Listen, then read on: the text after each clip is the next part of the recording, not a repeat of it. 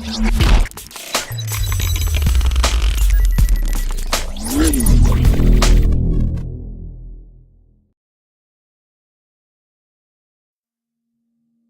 know, the people are amorphous, and they're open to propaganda.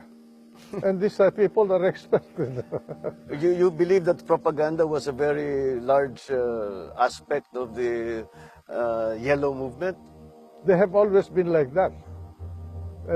Even during the time of your father, we were. They have people in all the media outlets.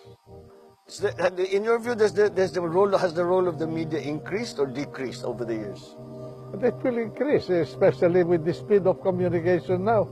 We have the cell phone, the social media. You can read the news on your telephone. In your cell phone, and you can also text your opinion. They can manipulate public opinion. Even the surveys will be suspect at that point. Well, the surveys have already become a little bit are taken with a grain of salt already. Correct. So I guess that is a distinct possibility. So despite the fact that all of these things, the performances of those who ally themselves with the yellow group have been dominant, do you feel that that dominance will still for the last 30 years? Do you think that dominance will continue? I do not know whether they're dominant. But, well, not now, but they have been. You know, if they have a smartmatic.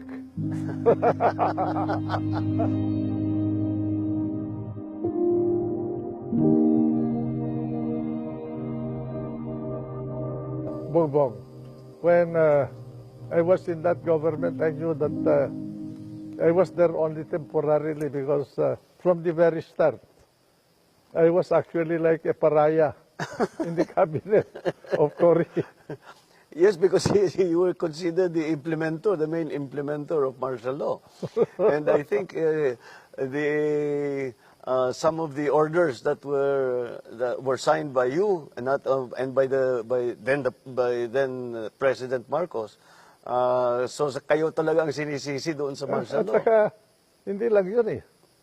1 month after your father departed, I thought he will reopen the Batasan Pambansa. No, he did not reopen. What she did was to consolidate power unto herself by writing her own revolutionary constitution and assumed the powers, the executive power and the legislative power. The only thing she left was judicial power. In the face of all of this, I think we come to the question: how did you think Cory did as president? Did you think wala kami dito, so hindi namin alam masyado yung mga detalye. You know, Bongbong, having been involved in the cabinet of President Marcos, and I'm not saying this to denigrate anybody, I was dismayed when in my first cabinet meeting with Cory, he did not make any decision. He will say, oh, Tito, Gingona, Tito, ikaw naman magsalita. Mon, ikaw magsalita. Oh, Doy. Ganun. Well, no decision. And I realized finally, personally, I'm sorry to say this, but I realized in that first meeting that I had in that cabinet, that the president that succeeded Jordan did not know anything about governance. And it showed afterwards. Well, it wasn't. He was the ones governing the country was not Cory. Other people who were around there. Oh. Well, it's not surprising because if you look at her record, she has no experience or even inclination, as far as I could tell, for government work or public service. Yeah. Well, I do not know whether it is true that she was very fond of playing mahjong. And that's why. Well, since we've come to the subject of Cory Aquino, and I guess that brings us to EDSA.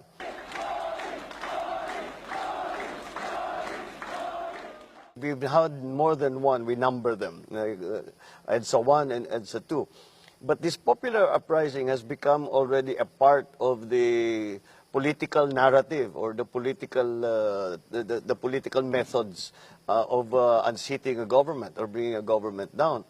In your view, is that a good development? Should it be part of the narrative? Should we choose our leaders this way? You cannot prevent people from marching in the streets to peaceably assemble for redress of grievances. That's constitutional. But in the case of the first EDSA, the question is why EDSA? Who decided that the event must be in EDSA? Cory did not decide that. None of the Liberal Party people decided that. They were all gone. They were in Cebu. While the drama in Manila was unfolding, Aquino was in the southern city of Cebu, continuing a post-election campaign advocating civil disobedience. It was there because we went to Camp Aguinaldo, yes, right. and that is where the confrontation took place. Now, as far as we were concerned in the RAM, we never planned to involve the people. It was plainly, purely a military action, but with one condition, that we will not harm the president and his family. It just happened that it burst that day because of things that I do not want to discuss now, no? Involving a group of generals who had also a political plan. I do not know whether your father, I'm sure your father did not know, or your mother. But they had a political plan for the country. To establish an alternative government. From my point of view, I had to do something about it at that point in our history because I was involved with the military. I was the head of the Department of Defense. I did not involve the generals of the military because they were involved. And so I had to work with young people in the military who were idealistic enough to agree to protect the interests of the country and the Filipino people without involving the people themselves. You see? But God was with us because that event turned without any bloodshed, turned out to be bloodless. No? Yes. Oh. Because your father restrained himself. I understand you gave them orders to wait. I told them to wait because there are massing civilians near our troops, and we cannot keep on withdrawing. They asked us to withdraw yesterday. When I talked to Mr. Enrile, he said you talked to you, we withdraw a little. My order is to disperse We cannot the withdraw all crowd the time, Mr. President. without shooting them. No, hold on. You disperse the crowd without shooting them. I remember many of his advisors at the time in the palace, where we were observing what was happening in the camps with you and General Ramos. Many were advising him to I read the book attack. of Art Armisa, no? But, and I saw the restraint of the president as gleaned from that book. And I saw also the folly of our plan to assault the palace. If we assaulted it, we could have been massacred. Because at that point, you were prepared already. We were very well prepared. I mean, I think it's the first time we are able to talk about it. We would have been massacred there, you know. In fact, but I think there was a guiding hand that more or less controlled that event. By the way, I did not know that your dad was sick, huh? If you remember, I went to the palace. I do not know whether you heard about this. July of 1985, I was resigning.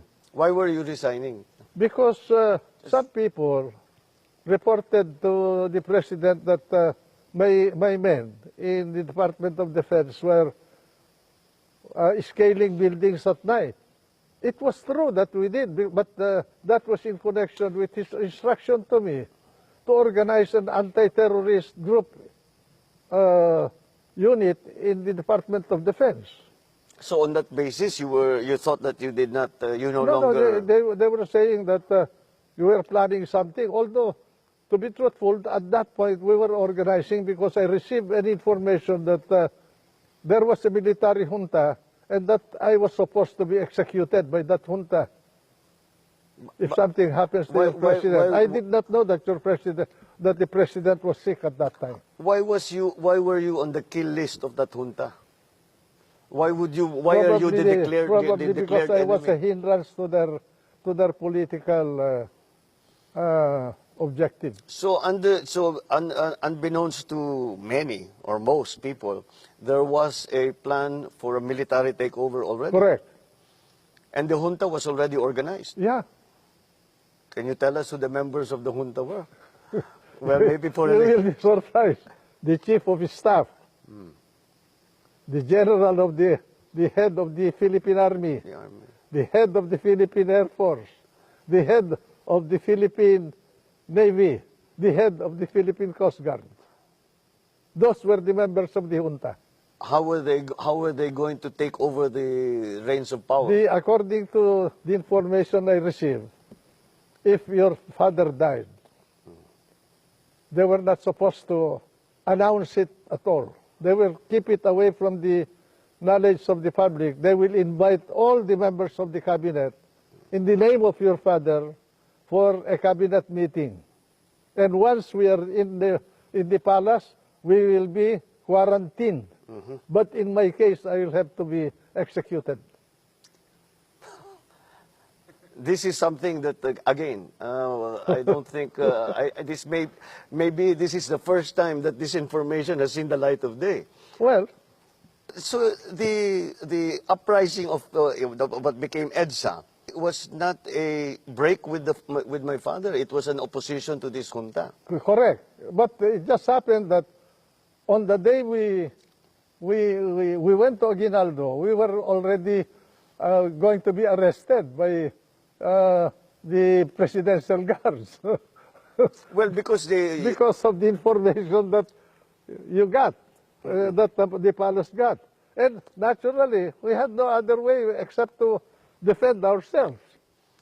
I think it reached a fever pitch when you were barricading, because I remember those helicopters, those very famous photograph of the helicopters landing on the roof and unloading firearms and military equipment.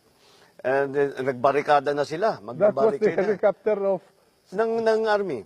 No, Yung that mga was, Huey. That was the helicopter assigned to the Secretary of National Defense. MND yun. I see.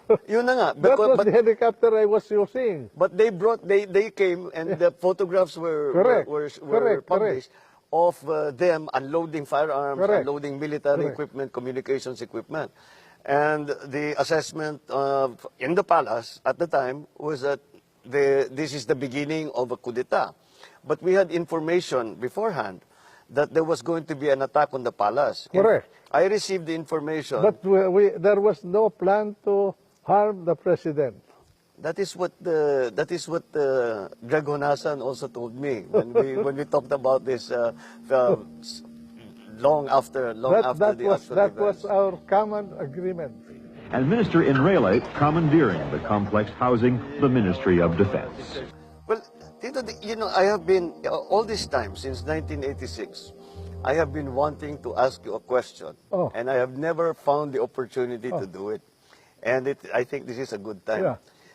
After all that happened in EDSA, after all of this uprising, etc., nandun na kami, dinala na kami sa Guam and then eventually to Hawaii. Bakit hindi kayo ang nagpresidente? You knew the characters that were involved, and you were much more qualified than any of them. Your dad was giving me the government in the morning of Tuesday, February 25. I remember, Tito, I was there when he made the phone call to you. Correct. He was asking me to ask Cory to postpone her oath-taking. But I told him I would try. You know, Bongbong, I did not intend to take over power in the first place. But while I was inside Camp Aguinaldo, Camp Crame, I was thinking about what will happen. And I said, if the military will take over, I will involve the country into a possible civil war. Because The election was just finished. There is a big block of votes that voted for Cory. There was a big block of votes that voted for your father. And I was not exposed to the electoral process at that point. I'm sure that if the military took over and I assumed power, I will have enemies inside my military organization also. Then there is a possibility that the two forces that fought in that election will combine. To Was it likely? It's possible. I suppose yung tropa namin and those who were opposed to you within the MND Yeah. center. And then you have the bulk of the military at that point, who did not know where they will situate themselves. All of that I thought about it. By the way, Monday night, I called for Jimmy Ongping to come to Camp Crame, and I said, this event that is happening now will be a protracted event. Let us organize a provisional government to handle the running of our revolutionary government. I said I proposed 5 cabinet positions: just defense, finance, local government, justice, and foreign affairs. Sa inyo yung 4, kako, na posisyon. Sa amin yung defense. Because I wanted to balance their political forces against the military forces. Alam mo ginawa nila that night? That is where I started to suspect them. They filled all the positions in the cabinet. They organized their own cabinet. But you had an agreement previous to that. I had an agreement with Jimmy Ongping. Ay kako, hindi po na mga totoo na tao na itong kausap ko. Yes, it's always been a mystery to me because you were positioned perfectly to take over the reins of power. And we were all a little surprised watching this again from far away. And we were saying, for sure, I'm sure, si Minister... I was afraid not for myself, but for the country, that it will cause a bloodbath. I think you were similar in thinking to my father because one of the reasons, and I asked him this directly, is that why were you so hesitant to use force in 1986? Nung talagang papasukin na yung palasyo, binobomba na tayo, binabaril na tayo, ganun. Why were you not, marami naman kaming tropa, we were very well prepared. Because as I said, we received the information of an imminent attack on the palace 1 week before you and General Ramos went to Crame and made your stand in Crame. So we had the chance to prepare. So we were wondering why did we not fight back with force? And he said that would have been the beginning of a civil war. Yeah. Which I think is exactly the way you saw it. And that afternoon of when you left the palace, I do not know whether you were with the president. I was. When he called me, first he asked me, do you have any troops around the palace? I said, Mr. President, we do not have any troops around the palace. I said. And, but there are people firing at us. Well, those are not our people. Can you send someone to help us to stop those firings? And so I said, I will send General Olivas there. Then I mentioned to him that I have just spoken to Ambassador Bosworth at the time. At the time. And then he stopped for a while. And then he said, can you call him back and ask him to make available to me the services of General Allen, Teddy Allen, so that we can leave Malacanang. I called up Bosworth after our conversation. I called up Bosworth, and I told him about the request of the president. After a while, Bosworth called me up, and he said, can you ask General Ramos to coordinate with Teddy Allen to help in the departure of the president from Malacanang? And that's what I did. I remember very well that it was General Allen. We remember we were waiting for the American helicopters. Yeah. Because the presidential helicopters was also in Malacanang Park. Yeah. But they had already been strafed. So may tama na, so they were, but then the proposal was that they would send helicopters from Clark. They sent 2 big helicopters from Clark. And I remember when we crossed Pasig River, the officer who met us was General Allen.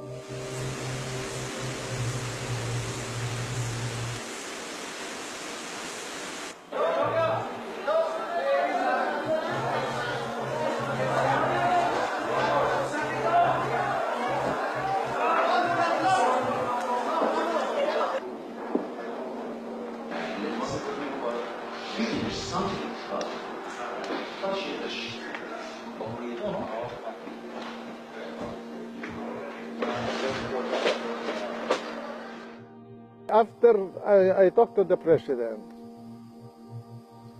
I rode to Wakwak, to the house of Josephine Cojuangco, the sister of Cory, because that's where she was. Cory was there.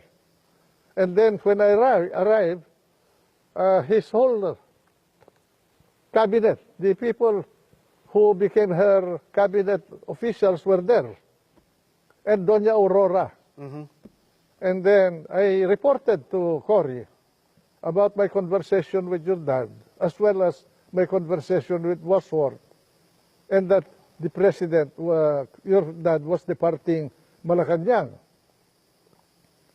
And then Cory did not know anything about that event. She called Bosworth. And then I remember Cory saying, shouted over the phone, "No, I do not want him here. Just take him out." That's it. I remember that. Yeah. I remember that. That was in the middle of the night already. We were already in Clark. The Americans were still did not know quite what to do with us. The original arrangement is that we will be flown to Ilocos. Cory requested that from Bosworth when I made the report to Cory. And because of the interregnum, the gulo at that point, probably the transmission of the information to the operating units of the American military was delayed. Well, we were awoken. Well, we hadn't slept, but it was in the middle of the night. I remember General Allen asked to see my father, and I said that he's resting and he's not in the best of health. And what is it about? And he sat us down and he said that we were surrounded by NPA forces. And that there were 2 columns of NPA units coming. There were no NPA. Well, that was already, they misinterpreted the Poway to Hawaii. that was what eventually became the joke. On that basis, they said, we have to fly you out immediately. And instead of going to Poway, and the excuse that was given was that we cannot fly to Poway because Poway does not have lights to land in the middle of the night. Because, you know, I knew that your dad had an intention of going up north. Because in the morning of Tuesday, he asked, if I go north, do you think I'll be protected? Of course, I told him. And if I get out of the country, can I come back? And of course, Mr. President, you are a president of the country, you are free to come back to the country. Those were my answers to him. Oh. So it was very much a decision at that time na ayoko dyan. Basta get him out of the country was then Cory's decision. Siguro sabi ni, nakinig sila kay Cory, yung mga Amerikano, because sabi niya, peremptory yung kanyang sabi.